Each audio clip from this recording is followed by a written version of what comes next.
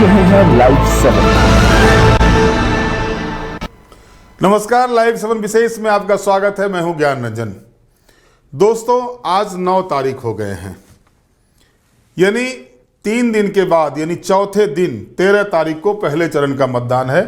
और जैसा कि मैंने आपको बताया था पहले चरण के हॉट सीट के बारे में, तो जिस तरह से पहले मैंने चर्चा की 2 पूर्व मुख्यमंत्री चंपाई सोरेन और मधु कोरा के बारे में, उनके सीट के बारे में, और आज हम आते हैं जमशेदपुर पूर्वी, जो एक हॉट सीट है झारखंड विधानसभा के चुनाव में। और ये भी हॉट सीट इसलिए है कि रघुवर दास वहां पर सबसे ज्यादा दिनों तक प्रतिनिधित्व किए थे, जो अभी उड़ीसा के राज्यपाल हैं, झारखंड के पूर्व मुख्यमंत्री रहे हैं। इस बार भारतीय जनता पार्टी ने रघुवर दास की बहू पूर्णिमा दास साहू को टिकट दिया है। वहीं दूसरी ओर अगर आप देखेंगे तो डॉक्टर अजय कुमार को कांग्रेस पार्टी ने जमशेदपुर पूर्वी से प्रत्याशी बनाया है। अब चूंकि मतदान का दिन निकट है, चुनाव में होते क्या है, समीकरण बनते हैं, बिगड़ते हैं। एक समय देखा जा रहा था कि जब टिकट पूर्णिमा दास को मिला, पूर्णिमा दास साहू को मिला, उसके बाद भाजपा के कई नेता जो है सो आंखें तरेरना शुरू कर दिए, और ऐसी आंखें तरेरे कि लगा कि शायद पार्टी ने गलत डिसीजन ले लिया। लेकिन कहते हैं ना कि जब लोग नजदीक से किसी व्यक्ति को जानते हैं तब उसके बारे में सही आकलन कर पाते हैं। पूर्णिमा दास साहू राजनीति में बिल्कुल नई, ससुराल की दहलीज को उन्होंने कभी पार नहीं किया था। पहली मर्तबा वो अपने दहलीज से बाहर निकली हैं, और जो जलवा ही जलवा उनका देखने को मिल रहा है जमशेदपुर पूर्वी के मतदाताओं के बीच, खासकर आधी आबादी के बीच, जिस तरह से आधी आबादी उनको हाथों हाथों उठाते जा रहे हैं, वो कहीं ना कहीं कांग्रेस के लिए सोचने पर मजबूर कर दिया है। और सबसे बड़ी बात मैंने देखा, क्योंकि आकलन करने से पहले मैं कई विषयों को देखता हूं, कई चीजों को देखता हूं, उन चीजों में देखा कि लगातार जिस तरह से पारिवारिक टोंट जिसको कहते हैं, पारिवारिक आक्षेप जो लगाए जा रहे थे पूर्णिमा दास के ऊपर में, और खास करके अजय कुमार के बारे में, क्योंकि पूर्णिमा के खिलाफ कोई मुद्दा नहीं था। क्या बोले नहीं बोले, कोई मुद्दा नहीं था विरोधियों के पास। विरोधी रघुवर दास को टारगेट करके पूर्णिमा दास को टारगेट कर रहे थे, लेकिन विरोधी ये बताने में कभी भी सफल नहीं हो पाए कि रघुवर ने जो विकास कार्य किए थे उसके बारे में वो चर्चा नहीं कर पाए। रघुवर दास के हार की चर्चा सिर्फ और सिर्फ कि सीएम रहते रघुवर दास चुनाव हार गए हैं, इसकी चर्चा।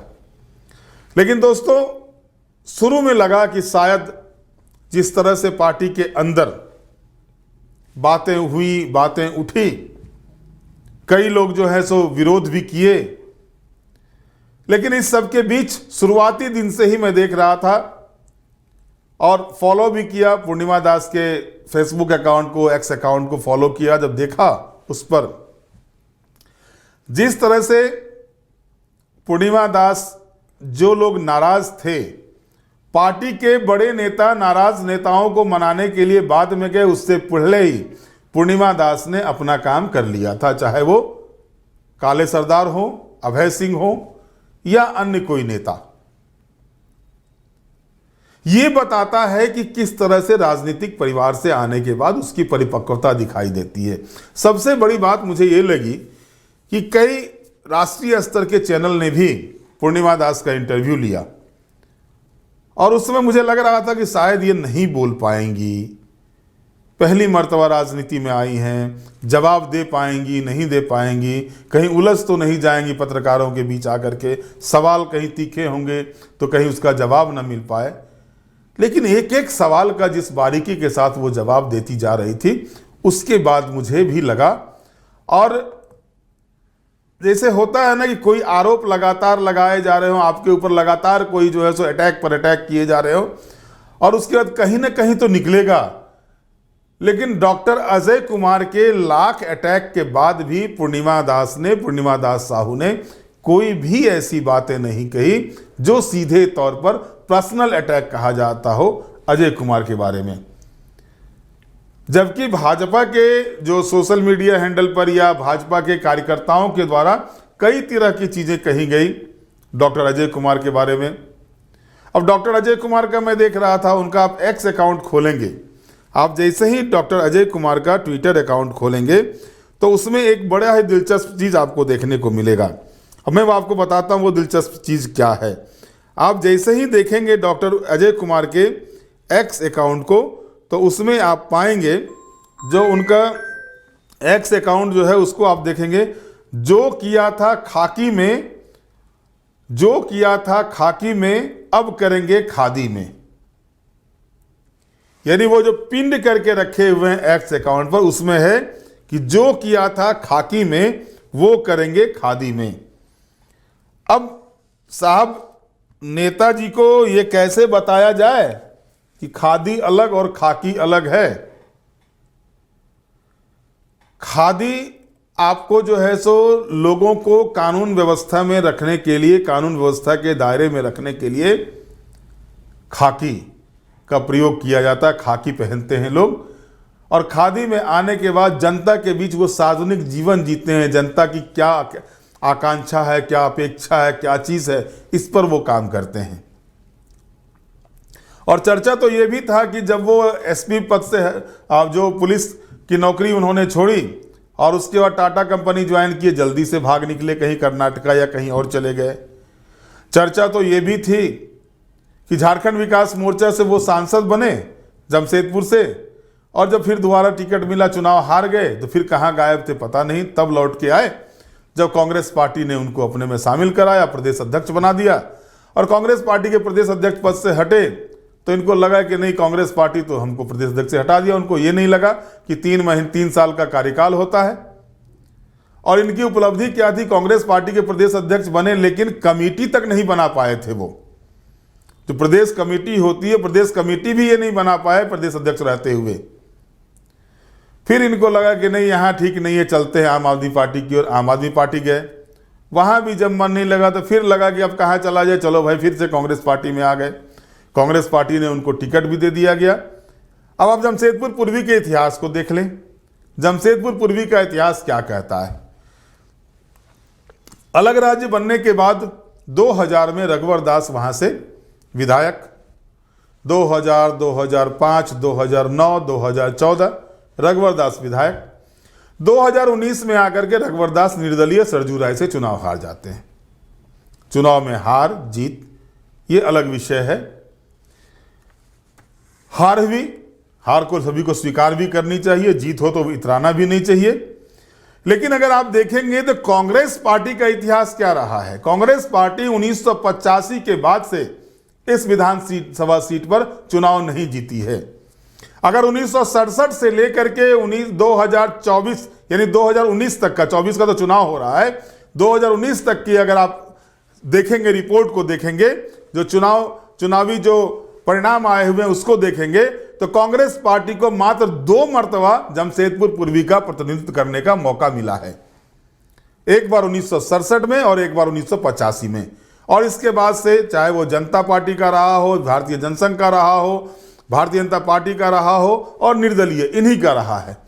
यानी कह सकते हैं पूरी तरह से अगर देखा जाए तो जमशेदपुर पूर्वी सीट पर भारतीय जनता पार्टी का दबदबा रहा था। पिछले चुनाव में रघुवर दास की हार हुई, वो अलग चीज है, लेकिन इसके पहले लगातार दबदबा रहा है। सबसे बड़ी बात है कि 100% शहरी आबादी वाली यह क्षेत्र है। और यहां पर मुश्किलें क्या होती है अन्य दलों को, खास करके जो अल्पसंख्यक वोटर को अपने वोट बैंक मान के चलते हैं, जिन पार्टियों के द्वारा, तो उनका जो परसेंटेज है वो मात्र 6.3% है। यानी मुस्लिम वोटर 6.3% है। शेड्यूल ट्राइब्स का जो वोट है वो मात्र 0.67% है। और वहीं अगर आप देखेंगे शेड्यूल कास्ट का वोट तो 15.6 नहीं 15.6% है यहां पर। अब आप अगर इतिहास उठा के देखेंगे, अगर चुनाव परिणाम को देखेंगे जो 2019 का था या उससे पहले 2014 का भी, तो शेड्यूल कास्ट का वोट जो है वो अमूमन जो है सो लगभग 70 to 80% वोट जो झारखंड में देखा गया है वो भारतीय जनता पार्टी के पक्ष में गया है। और नतीजा ये है कि 9 सीटें जो रिजर्व हैं शेड्यूल कास्ट के लिए, उनमें से 6 सीटों पर 2019 में भारतीय जनता पार्टी का कब्जा रहा। अब आप आगे बढ़िए, शहरी क्षेत्रों में यह देखा जाता है कि शहरी आबादी जो है सो भारतीय जनता पार्टी की तरफ उनका रुझान होता है। अब आप पूछेंगे सवाल कि सरजू राय से कैसे हार गए रघुवर दास, जब भारतीय जनता पार्टी की इतनी लोकप्रियता थी वहां पर। तो दोस्तों, इंडस्ट्रियल एरिया में जो है वो विभिन्न जगहों के लोग आकर के वहां पर रहते हैं, बसते हैं, काम करते हैं, नौकरी करते हैं। मतदाता है वहां के, वो जो जहां रह के नौकरी करेंगे, पैसा करेंगे, वो वहां के मतदाता होंगे। और उसके बाद जो है तो सत्ता का जो एंटी इनकम्बेंसी होता है, वो एंटी इनकम्बेंसी हावी था उस समय। और एंटी इनकम्बेंसी हावी करने के लिए भी कई तरह के हथगंडे अपनाए गए थे उस समय, वो अभी नहीं कह सकता मैं। इन सारे विषयों को अगर एक तरफ देखा जाए, रख दिया जाए, तो पूरा का पूरा दृश्य ये बताता है कि भारतीय जनता पार्टी यहां पर मजबूत स्थिति में रही है पहले से। अब बीच में 2019 में रघुवर दास जी चुनाव हार गए, जबकि 1995 से लेकर के 2014 तक लगातार वो जो है 5 बार जमशेदपुर पूर्वी का प्रतिनिधित्व किए, यानी सबसे ज्यादा दिनों तक जमशेदपुर पूर्वी का प्रतिनिधित्व करने वाले रघुवर दास 2019 में चुनाव हार गए थे। अब देखिए ना, कांग्रेस पार्टी या विरोधी जो है सो आरोप क्या लगाते हैं, गवर्नर साहब अगर आएंगे तो उनके घर का मैं वीडियोग्राफी कराऊंगा। भाई साहब, गवर्नर साहब क्या तड़ी पार हो जाएं? गवर्नर साहब उड़ीसा के गवर्नर हैं, तो क्या किसी प्रदेश का गवर्नर अपने गृह प्रदेश में नहीं जाता है, अपने घर नहीं जाता है? उसके घर में पर्व नहीं होते, उसके परिवार बच्चे नहीं रहते वहां पर? क्या वो त्योहार मनाने नहीं आ सकते हैं? अब छठ महापर्व है तो वहां नहीं जाएं, गोवर्धन पूजा है तो वहां नहीं जाएं, दीपावली है तो वहां नहीं जाएं, दुर्गा पूजा है तो वहां नहीं जाएं, भाई दूज है तो वहां नहीं जाएं। तो वीडियोग्राफी कराएंगे कि भाई गवर्नर साहब क्या कर रहे हैं। यानी जो निजता का अधिकार होता है, निजता के अधिकार पर भी अटैक करने से कांग्रेस पार्टी बाहर नहीं आ पा रही है। कांग्रेस पार्टी नई आईपीएस अधिकारी हैं डॉक्टर अजय कुमार, अच्छे वक्ता हैं, बहुत कुछ बोलते हैं, बहुत कुछ करते हैं, बहुत कॉन्फिडेंस में रहते हैं। लेकिन अब तक उन्होंने ये नहीं गिनाया कि जमशेदपुर में वो सांसद रहते हुए उन्होंने कौन सी ऐसी लकीर खींची कि उसको जमशेदपुर की जनता याद करे। नहीं बता सकते हैं, अब तक नहीं बताया है। अब तक सिर्फ यह बताया है कि जो परिवार नहीं चला सकती है वो विधानसभा क्षेत्र क्या चलाएगी। यह स्टेटमेंट भी आया था। और इसको कहते हैं कि निजी प्रहार, जो प्राइवेट प्रहार होता है वो प्रहार किया जा रहा था लगातार पूर्णिमा दास साहू पर। और पूर्णिमा दास साहू ने क्या किया, उनका मैं स्टेटमेंट पढ़ रहा था। अपने स्टेटमेंट में पूर्णिमा दास साहू ने जो कहा था, यह अनुभव मेरे लिए बिल्कुल नया है। वो कहती हैं कि उन्हें लोगों का इतना प्यार और आशीर्वाद मिल रहा है कि जिसकी उन्होंने कल्पना भी नहीं की थी। वे लोगों से अपील कर रही है कि उन्हें अपनी सेवा का मौका दें। प्रत्याशी नहीं, बहू की तरह लोगों का मिल रहा है प्यार। यह पूर्णिमा दास का स्टेटमेंट आया हुआ था। बहू होने के कारण पहली बार घर की दहलीज से बाहर निकली हूं, और जब लोगों के पास जाती हूं तो वो कैंडिडेट समझते ही नहीं है, वो मुझे अपनी बहू समझती हैं। और जैसे बहू को नेक दिया जाता है, बहू को जिस तरह से जाने पर सिंदूर लगाया जाता है, खोइछा दिया जाता है, घर घर जाने पर, परिवार के बीच जाने पर, जो अपने रिश्तेदार होते हैं उनके यहाँ जाने के बाद, और यहां तक कि नेक के रूप में कुछ लोगों ने मुझे नेक भी दिया, यानी पैसे भी दिए उनको नेक के रूप में। और खास करके आधी आबादी में जो एक तरह से कहा जाए, जो पूर्णिमा दास को जो रेस्पॉन्स मिल रहा है आधी आबादी के बीच में, वो कोई और चीज का इशारा कर रहा है। क्योंकि दोस्तों, आधी आबादी अगर आपके फेवर में होती है तो परिणाम वहां के साफ तौर पर परिलक्षित होने लगते हैं कि वो परिणाम किधर को जाएगा। और इस बीच जिस तरह से पूर्णिमा दास साहू ने आधी आबादी के बीच अपनी पैठ कायम की है, और इसके अलावा जो रूठे रूठे सनम थे, जो कार्यकर्ता रूठ गए थे भारतीय जनता पार्टी के, उनके पास जाके उनके चरण छू करके उनसे हाथ जोड़ करके जिस तरह से उन्होंने एक शालीनता के साथ उनको फिर से अपने साथ मिला लिया। अभय सिंह जो रघुवर दास के खिलाफ चुनाव भी लड़ चुके हैं झारखंड विकास मोर्चा से, वो प्रबल दावेदार थे, लेकिन पूर्णिमा दास साहू उनके पास जाती हैं और वो उनसे रिक्वेस्ट करती हैं और मान जाती हैं। और जान के आपको आश्चर्य होगा कि अभय सिंह के यहाँ से उनको नेक भी मिलता है। उनके परिवार के लोग उनको बहू की तरह स्वागत करते हैं। तो शुरुआती दिनों में लगा था कि दृश्य कुछ और है, लेकिन उसके बाद धीरे धीरे करके पूर्णिमा दास साहू ने अपनी शालीनता से, अपने वचनों से, अपने बोली से, और या यूं कहें कि जिस तरह से वो अपनी एक छाप छोड़ती जा रही हैं, उससे विरोधी हलकान हैं। और एक होता है ना कि अगर मॉरल आपका डाउन हो जाता है तो कहीं ना कहीं चुनाव परिणाम उस हिसाब से भी दिखने लगता है। और जिस तरह से शुरू में लगा था कि शायद पूर्णिमा दास साहू के लिए मुश्किलें हो सकती हैं, इतने विरोध में लोग स्वर उठ रहे हैं, लेकिन उसके बाद का जो दिन रहा, उसके बाद से वेरी फर्स्ट डे से, टिकट अनाउंस होने के वेरी फर्स्ट डे से जिस तरह से वो घर घर जाकर के लोगों से मिलकर भैया, चाचा, माँ, चाची ये कह के जिस तरह से उन्होंने अपने साथ किया, अपने पाले में किया, और उसके बाद से कह सकते हैं जमशेदपुर पूर्वी का जो मिजाज है, मिजाज अब पूरी तरह से दिख रहा है। फिर से जमशेदपुर पूर्वी जो है सो अपने उन्हीं मिजाज में आ गई है, जिस मिजाज का परिणाम लगातार आपको देखने को मिल रहा था। अब देखना दिलचस्प ये होगा कि 13 तारीख को वोटिंग है, 23 तारीख को मतगणना है, चुनाव परिणाम आने हैं। क्या पूर्णिमा जो है सो पूर्ण होकर के निकलेंगी वहां पर, या अजय कुमार इन पर ग्रहण लगाने जा रहे हैं, ये तो 23 को पता चलेगा।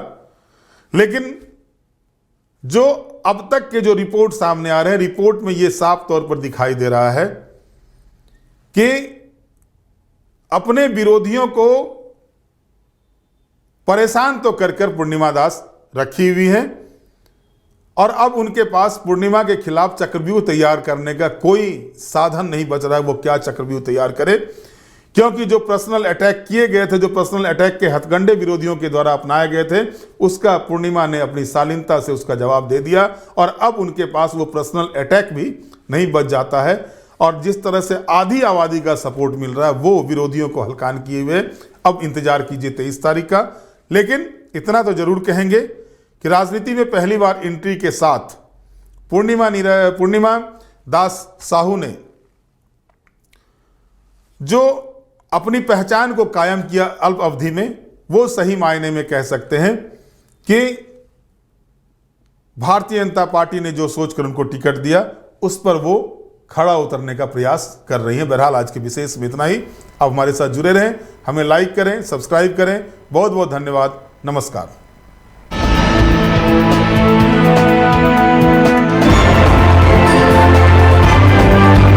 आप देख रहे हैं लाइव 7।